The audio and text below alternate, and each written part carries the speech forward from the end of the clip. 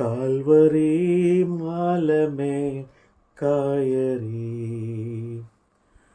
മുൾമുടി ശിരസിൽ വഹിച്ചു.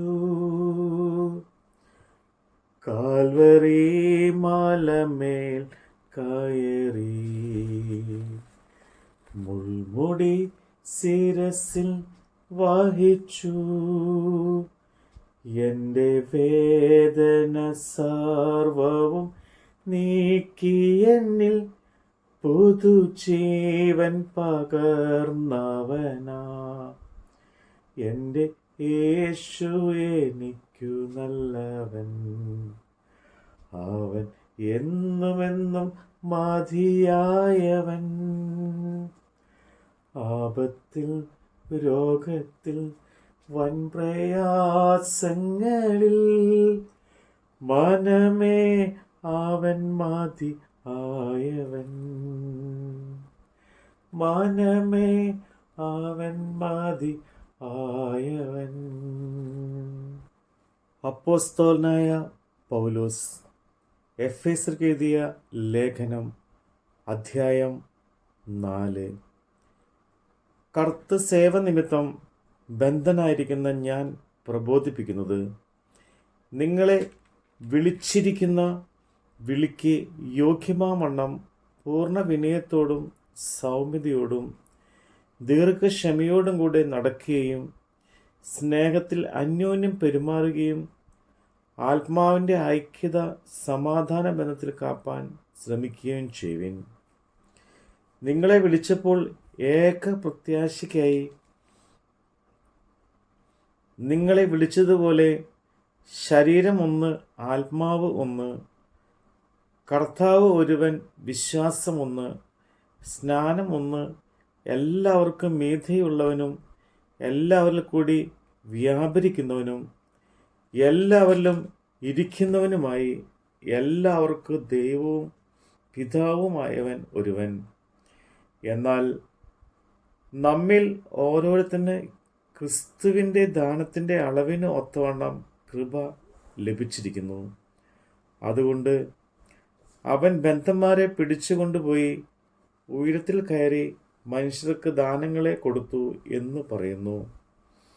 കയറി എന്നതിനാൽ അവൻ ഭൂമിയുടെ അധോഭാഗങ്ങളിലേക്ക് ഇറങ്ങി എന്ന് വരുന്നില്ലയോ? ഇറങ്ങിയവൻ സകലത്തെയും നിറയ്ക്കേണ്ടതിന് സ്വർഗത്തിൻ്റെ മീതെ കയറിയവനും ആകുന്നു. അവൻ ചിലരെ അപ്പോസ്തലന്മാരായും ചിലരെ പ്രവാചകന്മാരായും ചിലരെ സുവിശേഷന്മാരായും ചിലരെ ഇടയന്മാരായും ഉപദേഷ്ടാക്കന്മാരായും നിയമിച്ചിരിക്കുന്നു. അത് നാം എല്ലാവരും വിശ്വാസത്തിലും ദൈവപുത്രനെക്കുറിച്ചുള്ള പരിജ്ഞാനത്തിലുമുള്ള ഐക്യതയും തികഞ്ഞ പുരുഷത്വവും ക്രിസ്തുവിൻ്റെ സമ്പൂർണതയായ പ്രായത്തിൻ്റെ അളവും പ്രാപിക്കുവോളം വിശുദ്ധന്മാരുടെ യഥാസ്ഥാനത്തിലായുള്ള ശുശ്രൂഷയുടെ വേലയ്ക്കും ക്രിസ്തുവിൻ്റെ ശരീരത്തിൻ്റെ ആത്മീയ വർധനയ്ക്കുമാകുന്നു. അങ്ങനെ നാം ഇനി മനുഷ്യരുടെ ചതിയാലും ഉപായത്താലും തെറ്റിച്ചു കളയുന്ന തന്ത്രങ്ങളിൽ കുടുങ്ങിപ്പോകുവാൻ തക്കവണ്ണം ഉപദേശത്തിൻ്റെ ഓരോ കാറ്റിനാൽ അലഞ്ഞ് ഉഴലുന്ന ശിശുക്കൾ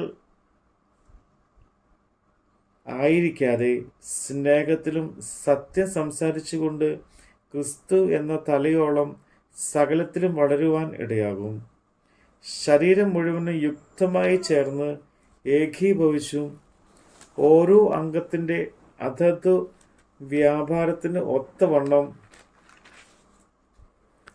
ഉദവി ലഭിക്കാനുള്ള ഏതു സന്ധിയാലും സ്നേഹത്തിലുള്ള വർധനയ്ക്കായി അവനിൽ നിന്ന് വളർച്ച പ്രാപിക്കുന്നു.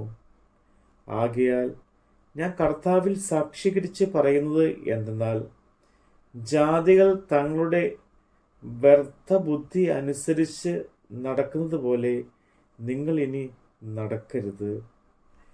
അവർ അന്ധബുദ്ധികളായി അജ്ഞാന നിമിത്തം ഹൃദയകാഠിന്യ നിമിത്തം തന്നെ ദൈവത്തിൻ്റെ ജീവനിൽ നിന്ന് അകന്ന് മാനം തഴമ്പിച്ചു പോയവരാകിയാൽ അത്യാഗ്രഹത്തോടെ സകല അശുദ്ധിയും പ്രവർത്തിപ്പാൻ ദുഷ്കാമത്തിന് തങ്ങളെ തന്നെ ഏൽപ്പിച്ചിരിക്കുന്നു.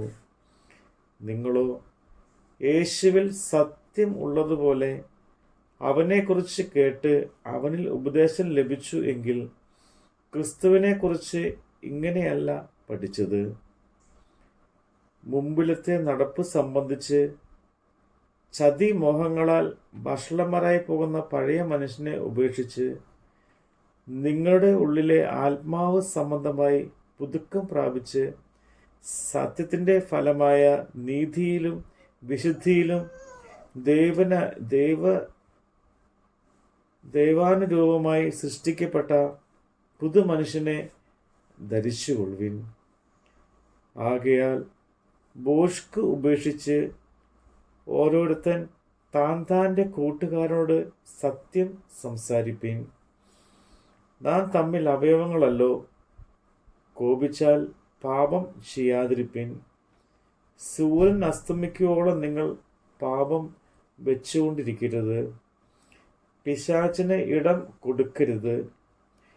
കള്ളൻ ഇനി കാക്കാതെ മുട്ടുള്ളവന് ദാനം ചെയ്യുവാൻ ഉണ്ടാകേണ്ടതിന് കൈകൊണ്ട് നല്ലത് പ്രവർത്തിച്ച് അധ്വാനിക്കത്രേ വേണ്ടത്. കേൾക്കുന്നവർക്ക് കൃപ ലഭിക്കേണ്ടതിന് ആവശ്യം പോലെ ആത്മീയ വർധനയ്ക്കായി നല്ല വാക്കല്ലാതെ ആകാത്തത് ഒന്നും നിങ്ങളുടെ വായിൽ നിന്ന് പുറപ്പെടരുത്. ദൈവത്തിൻ്റെ പരിശുദ്ധാത്മാവിനെ ദുഃഖിപ്പിക്കരുത്. അവനല്ലോ നിങ്ങൾക്ക് വീണ്ടെടുപ്പ് നാളിനായി മുദ്രയിട്ടിരിക്കുന്നത്. എല്ലാ കയ്പും കോപവും ക്രോധവും കുറ്റാരവും ദൂഷണവും ഭൂഷണവും സകല ദുർഗുണങ്ങളുമായി നിങ്ങളെ വിട്ട് ഒഴിഞ്ഞു പോകട്ടെ. നിങ്ങൾ തമ്മിൽ ദയയും മനസ്സലിവുള്ളവരുമായി ദൈവം ക്രിസ്തുവിൻ നിങ്ങളോട് ക്ഷമിച്ചതുപോലെ അന്യോന്യം ക്ഷമിപ്പിൻ. നമ്മുടെ കർത്താവിൻ്റെ വചനമാണ് നമ്മൾ കേട്ടത്. അവൻ ആദ്യനും അന്ത്യനുമേ, ദിവ്യസ്നേഹത്തിൻ ഉറവിടമേ. അവൻ ആദ്യനും അന്ത്യനുമേ, ദിവ്യസ്നേഹത്തിൻ ഉറവിടമേ. 10,000 അതിശ്രേഷ്ഠനവൻ, സുത്യനാം വന്ദ്യനാം നായകൻ. എൻ്റെ യേശു എനിക്കു നല്ലവൻ, അവൻ എന്നുമെന്നും മതിയായവൻ. ആപത്തിൽ രോഗത്തിൽ വൻപ്രയാസങ്ങളിൽ മനമേ അവൻ മതി ആയവൻ. ആപത്തിൽ രോഗത്തിൽ വൻപ്രയാസങ്ങളിൽ മനമേ അവൻ മതി ആയവൻ.